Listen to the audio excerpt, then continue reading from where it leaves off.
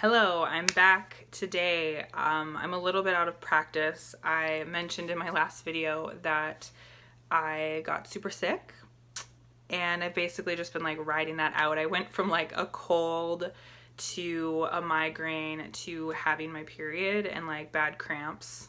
TMI, I don't care. I was like so sick for about a week and a half. So today I'm back and I'm really excited to be filming. I'm wearing my friend's t-shirt that I mentioned from my like Old Navy, I guess it was like called a weight loss haul or something. I don't know what I called that.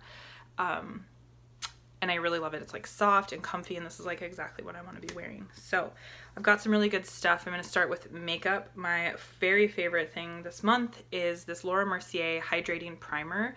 I got it as a 500-point perk, and it has been like, I put it on obviously after I've done my skincare, before I put my foundation or concealer or whatever on. And it doesn't make my skin feel like heavy and gross. It doesn't make my skin feel like slippy and silicone-y.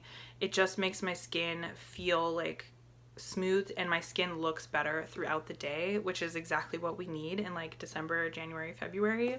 If you live in a wintry place, your skin gets so dry and irritated and all of that. So that has been really good. And on the same note, I have been using this Pixie Glow Mist from Target. I think they're about $14. I'm not sure. You shake it up, the oil kind of sits at the top, and I was actually quite nervous to use this because it has oil in it, but it has it's supposed to be so good for you, not tested on animals, all of that kind of stuff. And I just spray it all over my face, and this also helps kind of take a powdery look away from your skin, and it just helps throughout the day to keep your skin looking fresh. I don't spray it multiple times throughout the day, but it just helps kind of keep that. My makeup, because I have dry skin, tends to start like around probably like 1 o'clock. I start to notice that my skin starts to look very dry around my eyes, and it can start to look kind of dry in between my brows and sometimes off to the side. So this just kind of helps. And I think the only other makeup thing is my Anastasia Moonchild palette. Specifically, I should have worn this today. I don't know what I was thinking. Specifically this color, Purple Horseshoe. It's this beautiful like duochrome-y highlighter, and I actually, what I do is I put on whatever highlight I want, like a normal neutral highlight, and I just kind of put this on the high points of my face. I don't put it obviously like all over my face, and I do it really lightly. Colored highlighters can end up looking kind of wacky. Sometimes if you put too much on, you can kind of see that there's like a stripe of something here, and that's not the look you want, unless that's the look you want, and then you go. But this one is super pretty. They do go on sale every once in a while, and this whole palette is super fun if you like to wear colorful makeup. On to books. I only have 2 favorites of this month. I have read a lot of feminist literature this month, but like easy. I feel like when you say that, you have to preface with like, but it's not like all super heavy and like dramatic or whatever. Like some of it is just a conversation, and that is what this one is. This one is by Chimamanda Adichie, and it's Dear Ijawele, or A Feminist Manifesto and 15 Suggestions. It's short. I think it's about 68 pages, and it's just a letter to one of her friends. Asked her, how do I raise a feminist daughter? Like, how do I you know, put these great ideas in her head? And so she basically wrote a letter to her daughter, to her friend's daughter, and just talked about different things. And I think it has some really good ideas. I know that she's been under fire a little bit because she made some comments about transgender women. So that's a little bit, I guess, touchy, and I found that kind of an interesting read. I read an article about that, but the ideas in this book are really great and worth reading. The other one I don't actually have with me. I have the second one, but it's Annihilation by Jeff Vandermeer. This is Authority. This is the second one. I haven't started yet. These are really interesting. So the first one, Annihilation, is it's post-apocalyptic, and it's like these 4 women are going on this trek. You don't know all of the details right away, but they're going on this trek across this like divide from like where they live to this like area X, which is like this unknown, and many different, I think they are the 13th group to go through, and they go over and they're supposed to like take data and stuff, but it's like this very weird, not a lot happens in the book. It's not super long, but not a lot happens, but it's very like atmospheric and interesting. And I thought it was super cool because I'm not a huge dystopian fan because they all tend to be very similar. So I read a dystopian and I'm like, they're all like the Hunger Games. They're not all like the Hunger Games, but they're all so similar sometimes that, you know, you have those really cool ones, like this one stands out, and Handmaid's Tale, and I'll list a couple of my favorite dystopian novels, but this I'm super excited to read the second one. This one's much thicker, to see what happens. And actually, this is kind of random, but my grandma got me this. It's called a book jig, and you like clip it on the front page, and then it has this long ribbon that you use throughout the book. And I just thought that was super cool. She got that for me for Christmas, and I'm actually really excited about that. I think that's super cool. So the next favorites are, my favorite part of favorites are the random things. So one of my random favorites is the Time article of the Person of the Year, and it's on all different women who have come forward and talked about sexual assaults. I think we all have opinions on this. I've seen a lot of negative opinions. I just read one in our local paper where it's like, you know, who's to say these women are to be believed and all of that. And I think if you have that stance, I think that's unfortunate, but it's very typical. But anyway, I thought the Time article is beautifully written. A lot of different people, not just celebrities, but a lot of different types of people, and talking about all different types of harassment that they've dealt with. I think that if you are a person watching this video, you have probably dealt with some sort of sexist, I don't even know, sexist commentary, actions towards you, whatever. And I think that it's awesome that we're talking about it now. And I think that it's super, super important, regardless of who you are. We all, not just women, men too.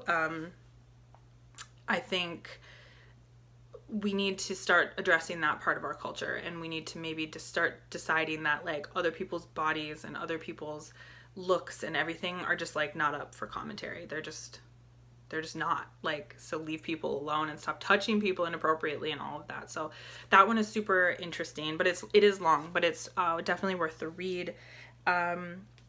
Another thing that's super random, but I have been watching How I Met Your Mother.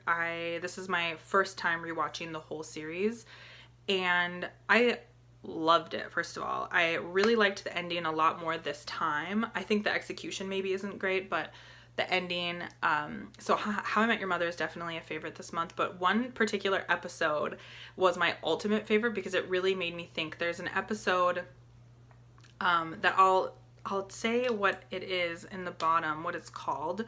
It's all on Hulu, so if you have Hulu, you can watch it, and it's where Ted goes back and he like, I'm gonna meet the woman that I love in 45 days, and he knows this now, telling the story back. I'm, you know, from this day, I'm 45 days away from meeting your mom, and it just started to make me think about how, like, we often have no idea when people come in our lives or kind of slip out of our lives, and we don't often realize the impact that makes. And I just started to think about that. Like, that is so weird. Like, there is a day that you're going to meet your future spouse or the future person who's going to have your kid, or you're going to have their children, or you're going to, you know, run across a cat running in the middle of the street. Like I did Toby. I saw him in the middle of a street about to get hit. I went and grabbed him, and like, I had no idea that moment was going to impact my life. And it got me thinking. And so I wanted to share that, even though it's super, super random. So those are like my really random favorites. Now these are other favorites. I have been obsessed with my heating pad. This is from, I think, the brand Revival or something. It has corn in it. I heat it up in the microwave. I just bought one on Etsy that's longer. It's like an extra long one from this woman on Etsy, and I will link to that below because they, I think, are made of flannel, so it's going to be a little bit more moist heat. And that, I have been using it when I've been sick. When I had a migraine yesterday so bad, I've been using it on the back of my neck, on my head. when I was sick, I used it on my like feet because my feet were freezing cold. When I have my period, I use it. Like I have been using it for the last 2 weeks. And then I have some random things. Watermelon water is super awesome if you love watermelon. I don't love watermelon, but this one is watermelon water ginger, which is brand new. I think they're quite high in points, but I was really sick and I wasn't tracking points. So I want to say it's probably about 7 points. Ooh, it's a lot for a drink. But these are cold pressed. The ingredients are really clean. It's watermelon flesh, watermelon rind, organic lemon juice, ginger extract, like pretty straight up. And it has a lot of good stuff in it for you. So these are really good. My favorite Weight Watchers friendly drink is the LaCroix LaCola, and it says Nicola up here. They're really weird. I know a lot of people don't like them, but I think it's super good.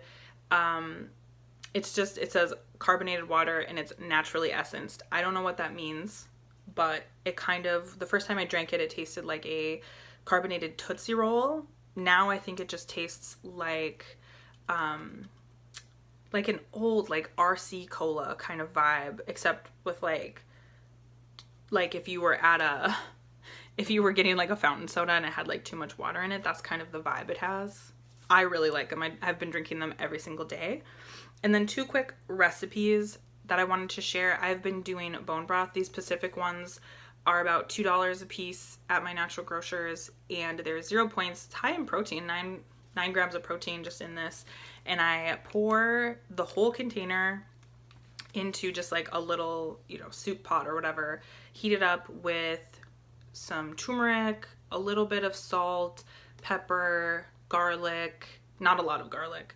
And then I started putting just like canned butternut squash. I just get organic butternut squash, and I put a tiny bit of that in, probably like a quarter of a cup in or whatever, and I kind of just like mix it together.